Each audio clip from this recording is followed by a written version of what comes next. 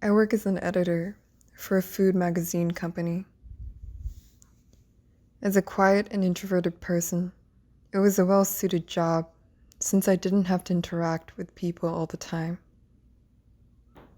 After watching the new movie about the truth of the Gwangju Uprising, I missed Dongho.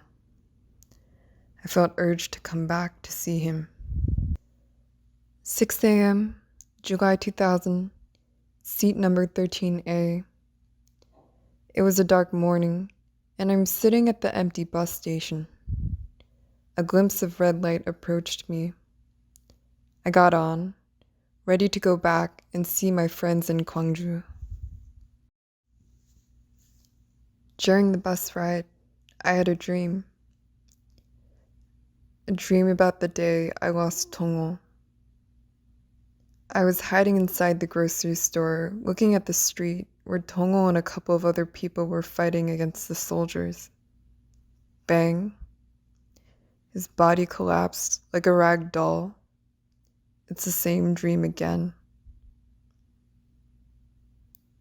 The sun has already risen, and it's 12:10. I was hungry, so as soon as I got off the bus, I went to the sandwich shop to eat my favorite egg toast. As a celebration of the first memorial museum for the Gwangju Uprising, a lot of people came to visit me. The last memory I have is the fight against the soldiers with a group of people for labor union and freedom. The entire city was a chaos. A group of people marched to fight for democracy, and the government and soldiers blocked Gwangju entirely, brutally shooting everyone resisting the order. The hospital was full of bodies, and the community gymnasium turned into a cemetery. I don't know how much time has passed since the soldiers burned my body, but my last memory is waking up here, seeing a lot of constructors painting my arms. From children to old adults, a lot of people came to the Memorial Museum to feel my pain. The holes on my body from brutal shooting turned into an opening for bringing the light inside the building. The texture of my skin is dark and rough, as if the entire building is burnt. My bones are a display of photographies and memoirs that depict the brutality of massacre. 3:15 p.m., May 18, the day I died.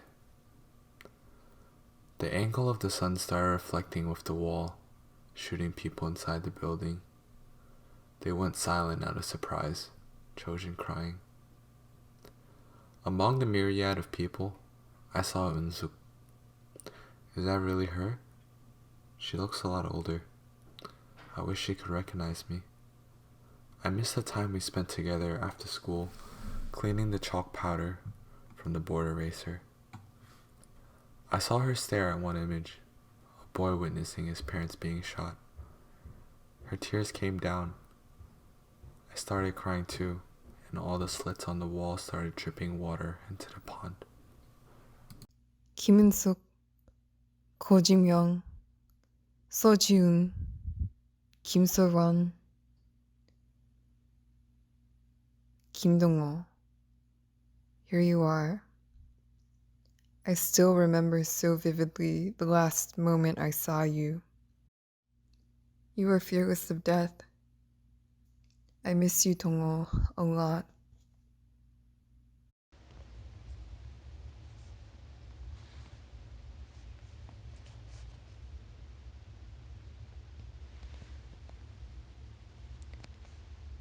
After she passes the gate, a big hallway that reminds her of a heaven appears.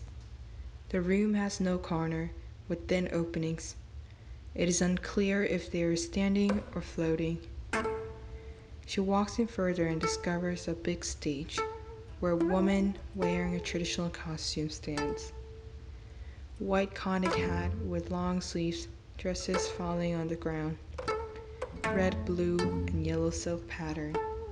She lifts her hand up and the echo of Kayagum sets the bass of the music. The manshin begins dancing. The sound of the music reminded Eun-suk of people crying on the street. The emptiness of her posture reminded heard the silence of Tongho's breath. As the sun sets, orange and pink light reflected into the building. As admonishing as the sun, the entire performance room turned into a space for the sun to escape